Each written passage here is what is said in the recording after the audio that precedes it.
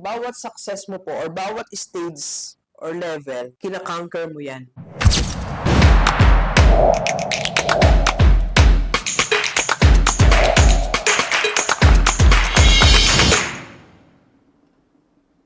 Today is my webinar tayo sa IMG. So, dito tayo sa Makati, sa office natin sa Chino Rosas.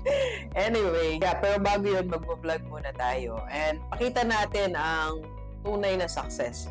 Alam nyo, sa tanda na ni Doc, ako ay 53 na. Baka akala nyo po 30 lang si Doc. So, isa sa natutunan natin ang totoong meaning ng success. Meron po kasing dalawang meaning ng success. Nakita nyo po ba? One is the straight line.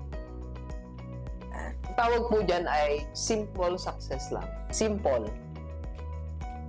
Simple success. So, bakit ba siya simple success? Kasi, una, straight lang eh. That means one area lang siya. Ito yung success na mabibilis. Ito yung success na, kumbaga parang nagtagumpay ako sa isang area, pero I forgot the other areas. Like for example, ito yung mga nakikita natin. Ang bilis yumaman, pero nagkasakit siya, or nagtagumpay siya sa negosyo, pero yung pamilya niya, napabayaan niya. So, ang tawag dyan, simple success.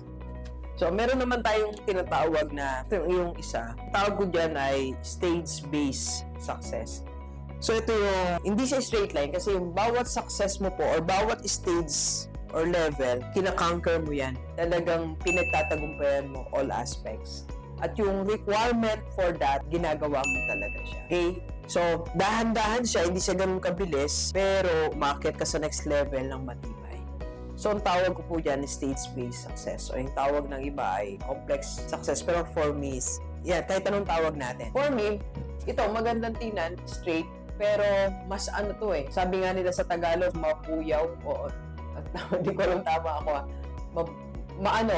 madaling mataob, madaling matomba. Unlike this one, ito yung success na matibay kasi meron ka dito medyo flat. Ito yung nagpapatibay kasi nagtagal ka, hindi mo siya minadali, dumaan ka sa process, yun, tinaga mo siya. So, all aspect tiningnan mo, so mas solid siya. Okay? Kaya ngayon, ano ba yung binibuild mo? Anong success ba yan? Dito ka ba sa simple o sa stage-based? Dito na tayo. Let's go, let's go.